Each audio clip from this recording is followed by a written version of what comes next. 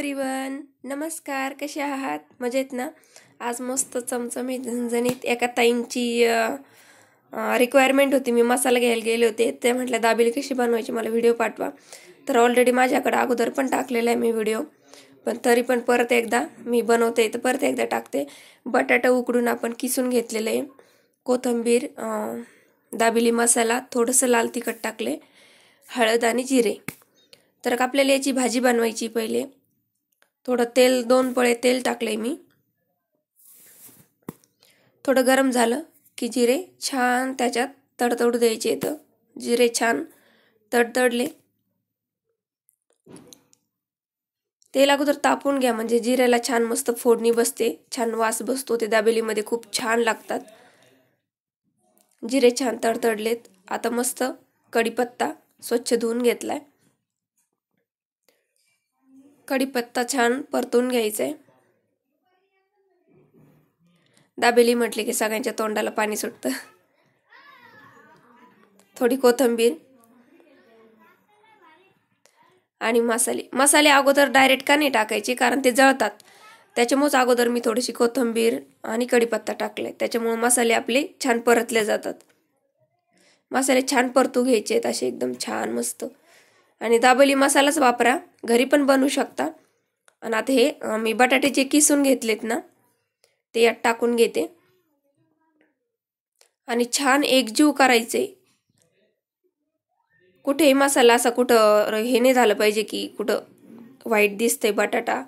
तर सगळं मिक्स करून घ्या व्यवस्थित, म्हणजे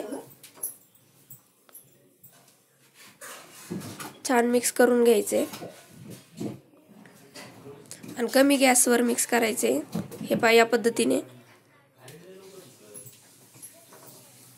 हे पहा एकदम एकजीव झाले बघा. एवढा छान वास सुटलाय. वाव, तोंडाला पाणी सुटले.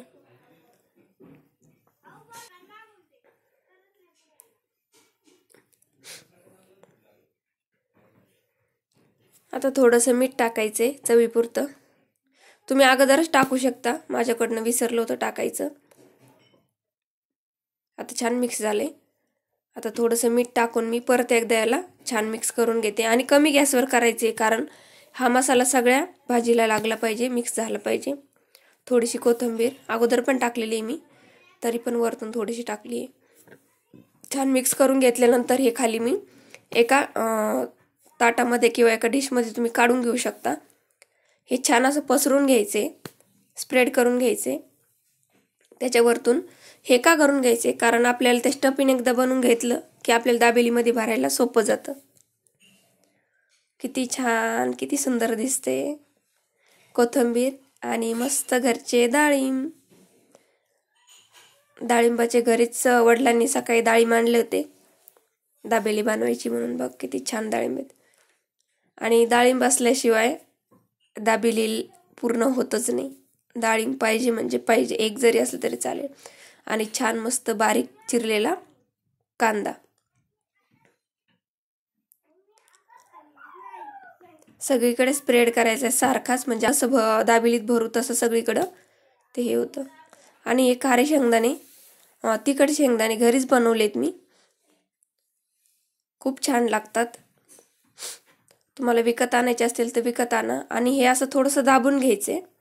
दाबून का घ्यायचे, कारण आपल्या प्रत्येक बाईटमध्ये प्रत्येक गोष्ट आली पाहिजे.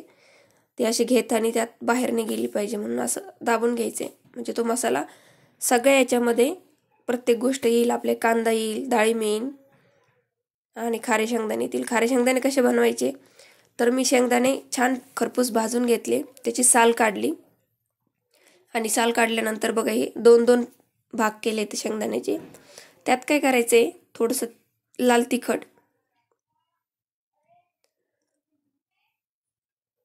आणि थोडीशी हे जास्त तिखट आहे घरचं ते टाकले मी. आणि अगोदरचं ते थोडंसं कलरचं तिखट आहे लाल. आणि थोडंसं मीठ टाकायचे आणि थोडं तेल. आणि छान मस्त एकजीव करून घ्यायचे. एकदम सोपी पद्धत आहे, कुठूनही विकत आणायची गरज नाही तुम्हाला. घरच्या घरी तुम्ही तिखट असे शेंगदाणे बनवू शकता. दाबेलीमध्ये खूप छान लागतात. दाबेलीची टेस्ट या शेंगदाण्याने वाढते असे मस्त प्रत्येक बाईटमध्ये जर शेंगदाणा आलात एवढं छान लागतं, एवढं छान मस्त क्रिस्पी लागतं. हे पा आपले तिखट शेंगदाणे आता रेडी येतं. एकदम सोपी दाबेली बनवायला घरच्या घरी आणि झटपट बनवता येते. आणि हे चटणी मी दोन्ही पण चटण्यांचे व्हिडिओ टाकलेले आहेत माझ्या ऑलरेडी चॅनलवरती, चिंचेची चटणी आणि पुदिन्याची चटणी. आता हे पाव नेमकं माझ्याकडनं चुकीचे आले इथं. ते दाबेली पाव म्हटलं की असे गोल थोडेसे भेटतात, त्याला मध्ये असं ओपन करता येतं. तर हे साधे पाव भेटले, तिथं नव्हते दाबेली पाव. तर मला व्हिडिओ बनवायचा होता म्हणून मी वेळेवर आणले हे. तर काय करायचं, एका साईडनी पुदिन्याची चटणी आणि एका साईडनी चिंचेची चटणी लावून घ्यायची. आणि आपण जे बॅटर करून ठेवले ताटामध्ये ते असं त्याच्यामध्ये भरून घ्यायचे. तुम्हाला जसं लागेल कमी भाजी भरा, जास्त भरा. आणि वरतून थोडासा कांदा, थोडेसे शेंगदाणे आणि थोडं डाळिंब मस्त स्टफिंग भरून घ्यायचे. चांगलं दाबून दाबून दाबून भरा दाबेली. हे पा या पद्धतीने सगळ्या पावांमध्ये स्टफिंग भरून घेतली. पिवळी येलो कलरची शेव भेटती पा, छोटीशी एकदम बारीक पण भरू शकता. तर ती शेव घ्यायची, ती छान लागते. बऱ्याच जणांची त्याच्यामुळे मी भरून ठेवले अगोदरच, म्हणजे पटपट करायला सोपं. असं तव्यावरती सगळे सारख्या पद्धतीने भाजून घ्यायचे. त्याच्यामध्ये फक्त थोडंसं तेलामध्ये ते थोडेसे बुडवून अशा साईडला ठेवून द्यायचे, म्हणजे ते असे क्रिस्पी होतात एकदम. आणि कमी गॅसवर करा, एकदम मीडियम गॅसवर. मीडियम गॅसवर का करायचे, कारण ते क्रिस्पी होतात. आणि दोन्ही साईडने छान एकदम मस्त क्रिस्पी होईपर्यंत ते हाताला लगेच क्रिस्पी जाणवतात, तेव्हाच तुम्ही दाबेलीचे पाव खाली घ्या, एकदम क्रिस्पी होतात. मीडियम गॅसवर केलं तरी चालेल, कमी केलं तरी चालेल. एकदम मोठ्या गॅसवर करू नका, मोठ्या गॅसवर काय होतं ते क्रिस्पी होत नाहीत. हे पा आता याला पलटी मारते मी. छान मस्त परतले गेले तर हे पा, वाव एकदम मस्त. हे पाहू शकता तुम्ही, बघा दाबेली. चला आपली दाबेली खाण्यासाठी रेडी आहे. तर थोडीशी बारीक शेव जी आहे ना ती त्यामध्ये थोडीशी डीप करून घ्यायची. चला तर मग व्हिडिओ आवडला असेल तर लाईक करा, शेअर करा आणि सबस्क्राईब करा. थँक्यू.